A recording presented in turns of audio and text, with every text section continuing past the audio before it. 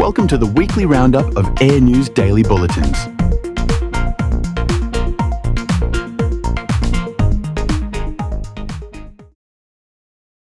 Scandinavian Airlines, or SAS to you and me, has announced the launch of 3 new routes for the winter timetable. Firstly, the Nordic operator will be resuming daily services from its Copenhagen hub on the 25th of October to the Emirate of Dubai. Flights will operate on the airline's A320neos. In addition, SAS is introducing flights to both Phuket and Krabi in Thailand from its Copenhagen base. Services to Phuket commence on the 9th of December and will be flown either twice or 3 times per week until the 29th of March, on Wednesdays, Fridays and Sundays.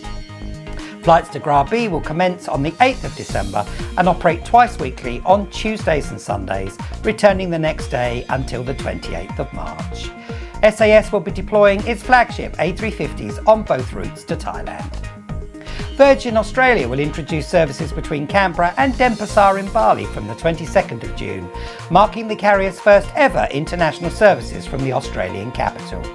Flights will operate thrice weekly using the airline's Boeing 737-800s, and customers will be able to choose from flights on Mondays, Wednesdays and Saturdays. UAE carrier Etihad Airways has announced the introduction of 4 flights per week between its Abu Dhabi hub and the Canadian city of Calgary. Services commence on the 9th of November and will be flown by the airline's Boeing 787-9 fleet on Tuesdays, Thursdays, Fridays and Saturdays, making it the first time that Calgary has had a direct connection with the Middle East. With the recent delivery of its Airbus A321 XLRs, Air Canada has announced that it will reintroduce year-round services from Toronto to Manchester, a route currently only served on a seasonal basis in the summer. The XLR services will commence on the 26th of October and operate 4 times per week, departing Toronto on Mondays, Wednesdays, Fridays and Sundays, returning from Manchester the following day. The airline is also introducing its new long-range A321s on services to the Danish capital from Toronto for the winter flying season. Flights will operate 3 times weekly, departing Toronto on Tuesdays, Thursdays and Saturdays, returning from Copenhagen the following day. UK flag carrier British Airways has announced the introduction of a temporary service between its London Heathrow base and Orlando in Florida. Services will commence 3 times per week on Tuesdays, Thursdays and Saturdays using the airline's Boeing 777-200ERs for just 6 weeks from the 21st of July until the 29th of August. These flights are in addition to the carrier's year-round daily services from London Gatwick and no doubt will be a welcome boost for holiday makers. Kazakh national carrier Air Astana will commence direct flights between its Almaty hub and the Chinese city of Shanghai starting on the 29th of March, offering 3 flights per week departing from Almaty on Tuesdays, Thursdays and Sundays, with return flights from Shanghai the following day. The airline plans to use its A321LRs on the route, becoming its 5th destination in China. Fly1 Armenia has announced the introduction of thrice weekly flights from its Yerevan hub to the Georgian city of Batumi, starting on the 25th of May. Services on board the airline's A320s will operate on Mondays, Wednesdays and Saturdays, offering customers the opportunity to enjoy the Black Sea coast and Georgian hospitality. They do produce a nice red wine in Georgia, trust me, I do like Georgian wine. And finally, Shanghai-based China Eastern Airlines is planning to introduce flights between its Shanghai Pudong base and Adelaide in Australia. Services will operate 3 times per week from Shanghai on Mondays, Thursdays and Saturdays, returning from Adelaide the following day, starting on the 21st of June on board the airline's Airbus A350-900s. Services will run until the 2nd of August. This is the carrier's first season foray to the South Australian capital, so if successful, they may well be back for a longer period in 2027. That's it for today. We will be back with our regular news bulletin again tomorrow, but in the meantime, remember to stay safe. News just in. If you're travelling with United Airlines tomorrow, the airline is urging you to get checked in before the end of today, as it has a major upgrade to its customer systems taking place in the early hours of tomorrow morning, which will take most of its systems offline during the update. You have been warned folks, so get checked in, don't be disappointed. New rumours have emerged from Harare that beleaguered Air Zimbabwe is currently trying to source a wide-bodied aircraft to resume services to London, a route which it suspended all the way back in 2012. Since the suspension, caused by a threat of aircraft impoundment for non-payment of fees, the airline has struggled to stay alive, but according to officials in the Zimbabwe government, has now turned a corner and is ready to emerge beyond its current limited domestic and regional operations. We've seen the rumours a dozen times before, but this one may have some truth behind it. And we will of course be watching developments and keeping you posted as things progress. According to Reuters, Airbus is rumoured to be poised to launch a 180-seat stretched version of its popular A220 aircraft, which they're dubbing the A220-500. No doubt the Toulouse-based manufacturer will be sounding out both existing A220 carriers, such as Air Baltic, Air France, Delta and Korean, as well as potential new customers about their appetite for a beefed-up A220. We think it has merit, although some observers think it could spell the end for the A320 base model. We're not convinced it would, but only time will tell. Speculation is that an announcement will come as early as the Farnborough Airshow this year, and we will of course keep you updated as ever. German leisure airline Discover has joined its Lufthansa stablemate Edelweiss in announcing the introduction of new cabins for its long-haul fleet. All 16 of the airline's A330s will receive the new Ocean Blue cabin starting in spring 2027, with completion set for spring 28, when all of the airline's A330s will accommodate 288 customers, with 30 business, 31 premium economy and 227 economy seats. Viewers who saw Edelweiss's announcement a couple of weeks ago may be thinking that the cabins look very familiar. Well, unsurprisingly, as Lufthansa Group companies, it makes sense to keep things simple, so the new Discover cabin does indeed bear an almost identical appearance to its Swiss counterparts, and we still like it. Personally, I think other long-haul leisure carriers such as TUI should take a long hard look at their offering. Another airport celebrating a good 2025 is Edinburgh in the Scottish capital. The airport saw 16.98 million customers through its doors last year, marking not only its best year on record but also the best performance for a Scottish airport. The boost in numbers was helped by the introduction of new routes to include Air Canada's Montreal service and low-cost operator JetBlue's launch of flights to Boston. And finally, we return to Africa, where after almost 3 years of civil war, there was jubilation in Khartoum yesterday as the city's airport received its first commercial flight since the domestic conflict started. Sudanese flag carrier Sudan Airways had the honour of operating the service with its Airbus A320, which originated from Port Said carrying a full complement of passengers. As you can see, normal safety and passenger control procedures were abandoned given the euphoria of those assembled. It is hoped that the flight heralds the return to normal operations for not only Sudan Airways, but also Khartoum Airport, which has been closed throughout the conflict. Here's hoping for them. That's all for now. We'll be back with you again tomorrow. In the meantime, have a great day, and don't forget, if you are flying, we'd love to know how it goes. See you tomorrow. Boeing and Air Cambodia have announced the airline's order for up to 20 737 MAX aircraft at this year's Singapore Airshow. This is the Southeast Asian carrier's first ever order for the MAX, which is made up of 10 firm MAX 8s with options for 10 further jets, without specifying the version of the popular single-aisle aircraft they might take. The airline has ambitious growth plans over the coming years, and this order will help it to reach its goal of flying to more destinations further afield from its Phnom Penh and Siem Reap bases. Regional turboprop manufacturer ATR is also celebrating the announcement of an airline order at the airshow. This time it's Sarawak-based Air Borneo who have placed an order for 3 ATR 42-600s and 8 of the plane maker's larger 72-600s. Deliveries of both types are set to take place between 2027 and 2029. This order firmly establishes Air Borneo as the state-owned airline of Sarawak and will be a welcome boost to its ambitious plans to connect Borneo with the world. Saudi Arabia has been working hard over the past few years to re-establish itself as a force to be reckoned with in the Middle East, having of course lost ground to its near neighbours in both the UAE and Qatar. Tourism is certainly high on the agenda for the Arab state, and they will no doubt be pleased to hear that Singapore Airlines has decided to reintroduce services between its Changi hub and the Saudi capital. After a 12-year absence, the airline will be serving Riyadh 4 times weekly from the 2nd of June on Tuesdays, Thursdays, Saturdays and Sundays using its Airbus A350-900 fleet.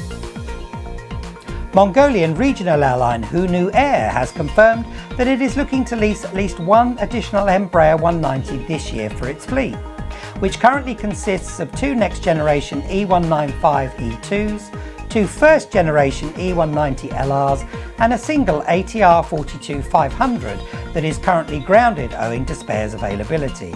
We understand, however, that this aircraft is slated to be withdrawn from the carrier's fleet later this year.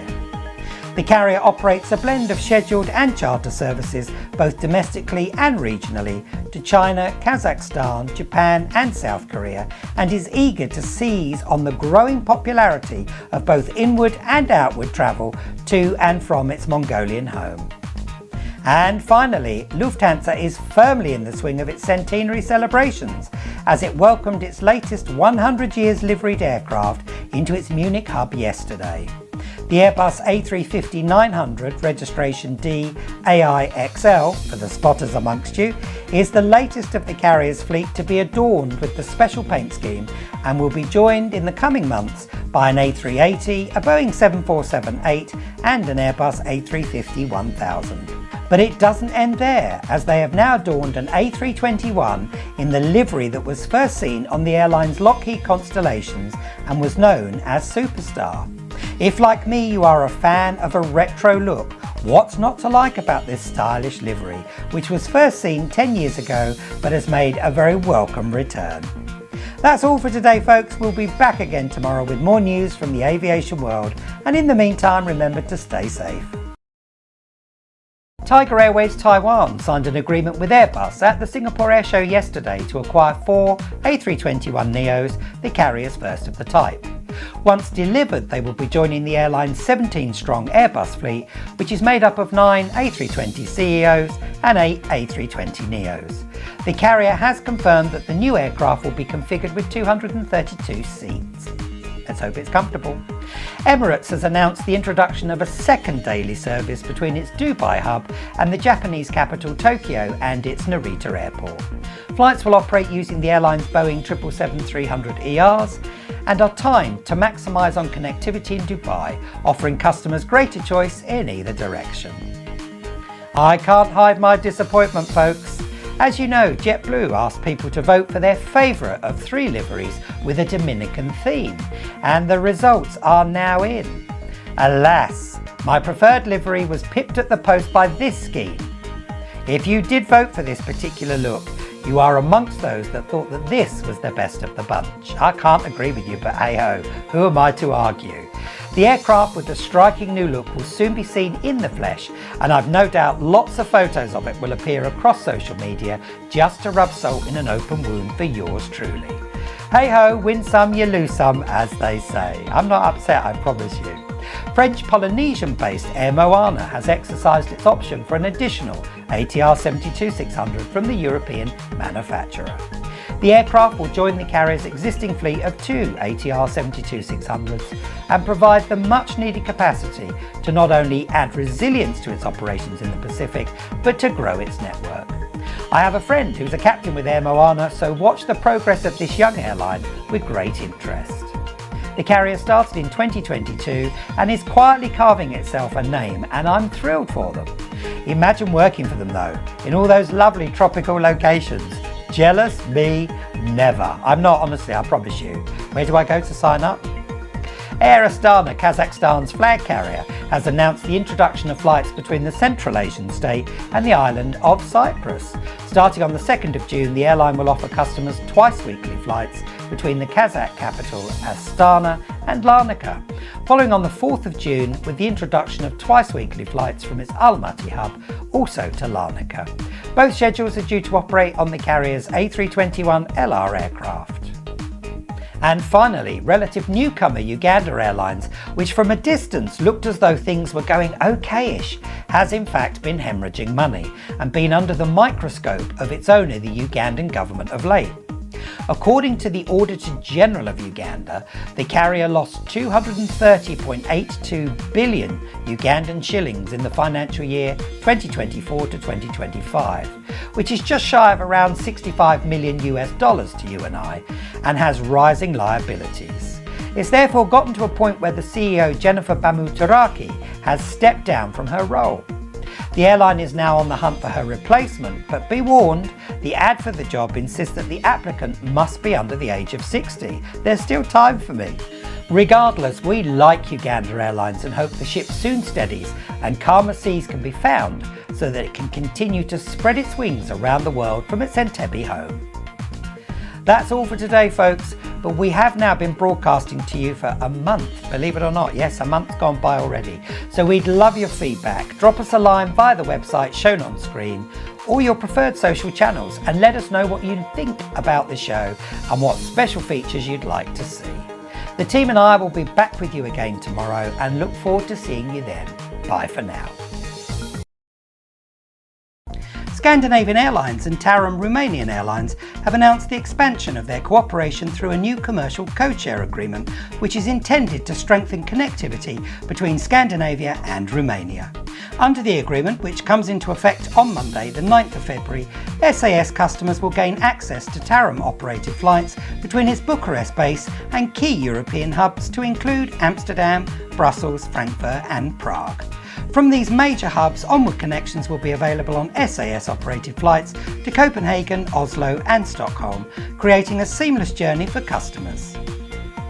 Brazilian aircraft manufacturer Embraer has confirmed that the number of E190 and E195-E2 jets on the ground as the result of issues with the Pratt & Whitney PW1900G engines is now down to just 5 airframes, and that they expect this number to be 0 very soon.